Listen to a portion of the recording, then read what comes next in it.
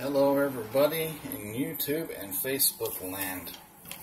So, recently, I believe day before yesterday actually, I went and cast my net in my usual area, pond that I go to, but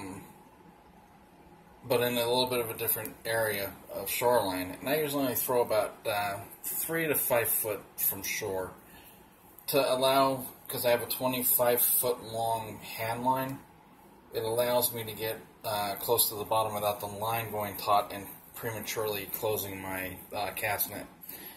It's important with mine because it's a 1/4 inch spaced net, and I can catch everything from little 1/2 inch glass minnows all the way up to 7 inches and beyond in shad. So, I cast that day one time and brought up about 15 threadfin. The funny thing was that quite a few of those threadfin were 4 to 6 inches, which is pretty big for a threadfin. Gizzards get a lot bigger. These, though, they were pretty damn big. So, in that spirit, because I know in that particular pond, the deepest part of the whole pond is around 15 feet. There might be a pocket somewhere where a flathead's sitting in there about 18, 19. That's about it. And there's different types of cover all over that lake. And I'm already aware of where the flats versus the pockets are. So, the shad that are in this pond, there are gizzard and there are threadfin. And the gizzards get up to about 9 inches. I've pulled them in my previous nets up to 9 inches.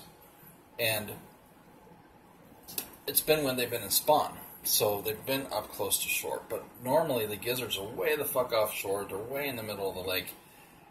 It's not one of those ponds where you're supposed to be able to take a boat unless you are a quote-unquote licensed member.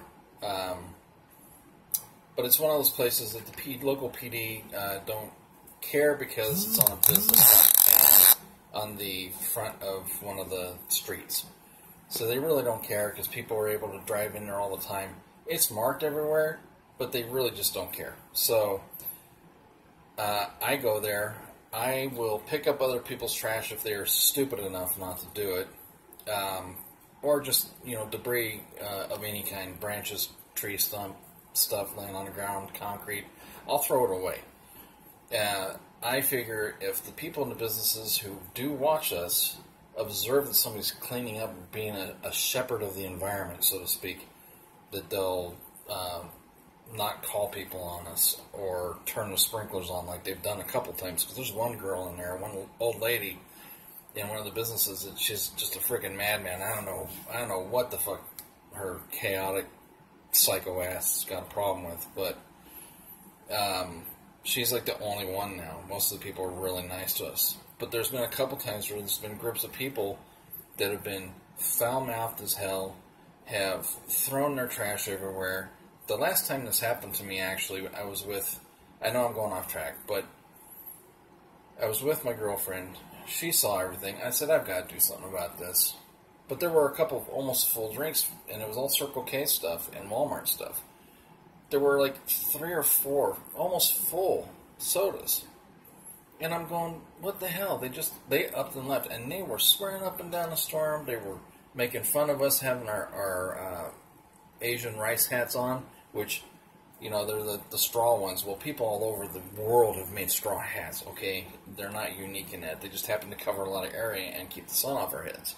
Well, they were giving us shit, and we were ignoring them. So I don't know what their problem was, but they ended up leaving, like, a whole, 20 yards worth of fucking trash. It was stupid. So, I went all over, cleaned up everything. I mean, they had, the Zebco containers, the little long boxes that have the Zebco 202 push buttons with the rods. They had those whole boxes laying on the shore and never bothered to take anything and put it away. I don't understand people like that. It pisses me off. But I cleaned it up, and I left those couple of cups and said, I'll give them half an hour. If they come back, then at least their drinks are still there. They even had 3 or 4 full cigareros in a pack of 5 that were still sitting there, not even opened. I mean, come on, guys, really? But I do. I'm a shepherd for that. I clean up. But anyway, going back to the shad. So there's different water lines in any system, no matter how shallow or deep they are. This is just the way the water system is, the strata of the thermocline lines. Well, here in Arizona, Texas, New Mexico as well, it's a lot hotter during the summer than other places, and the water's consistently warmer all the way through the whole range of thermoclines in the lake. So we really don't have a lot of variation from top to bottom in this particular pond because it's only 15 to 18 foot deep at the most. So what I have started to do, starting today, is to go with the 2 to 6 foot max shallow divers in the shad colors. Now, I don't like flashy colors, so these are kind of foreign to me wanting to use them, but they do accurately represent in their own way. Rapala is not as realistic to me as Strike King is with their eyes, but their profiles are spot on. Their actions on their baits are spot on. So what I got 2 square bill. The one's called a scatter bill. It's a square bill, but it's got a certain shape to it, and I'll explain that in a minute. But I got 2 of them, same size range, both shallows. The first one I got was the KVD Tournament Series in the Sexy Shad, which is basically the thread fin with a little extra yellow on the side. But note the eyes.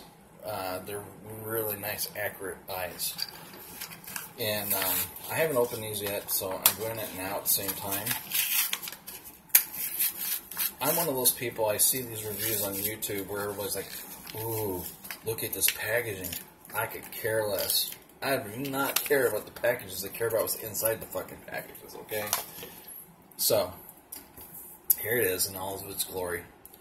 It's got a nice black spot. You see how it's that hand lacquered finish? I think they did take a sprayer for it. It is not the microchip plastic bill, circuit board bill. It's actually a regular plastic, and it is completely flat bill on the top. It's got just that little bit of flex to it, like the square bills are known for. But it's got that knot head. You see how it's got that flow to it on the back? It creates a certain vortex in the back that just gives this wiggle to it. It's unmistakable, which I love with Strike King in general. A lot of brands have similar to that, but Strike King just does something a little bit different that pulls fish in with all their crankbaits. And also this. It's got a couple of really big knockers. So, big knockers. So, it's a short, fat version of the bait. And it has this really hard wiggle because of the square bill, which throws those 2 balls in there around really hardcore. Makes a lot of chatter. It's very visibly present. It looks like, you know, it may not be exactly the profile that they are, because they're usually a little more slimmer in you know, their width, and a little more wide this way all the way down. I know that just because I catch them and use them live. But I'm trying not to always use live. I want to try artificial as well. So there's the KVD Tournament one in square bill, the 2 to 4 foot, I believe. Excuse me, 3 to 5 for this one. This one goes to a depth of 5 to 8. It is considered a shallow crank. I don't call that a shallow crank. But it still supposedly goes that deep. So it is what it is. But the thing of the scatter wrap, the scatter wraps have this kind of a cup, if you will, okay? And it pushes water over the bill in such a way that it does that regular wiggle, but then every now and then, because of the way it pushes water, it scats to the side. Scats to the side. Just like a bayfish that's in distress. So here's why I have these 2.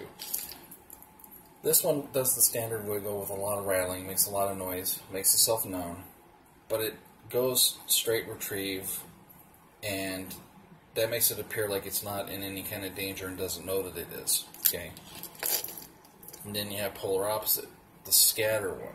The scatter one darts erratically, just like one that's going, oh shit, I'm going to get eaten. They make a lot of strikes happen. It's got too, but they're not nearly as pronounced as these, okay? But the reason for that is that it's supposed to be more subtle, like it's trying to get away, and it's not making noise like it doesn't know that it's not getting away. And the finish on it's pretty damn glossy, actually.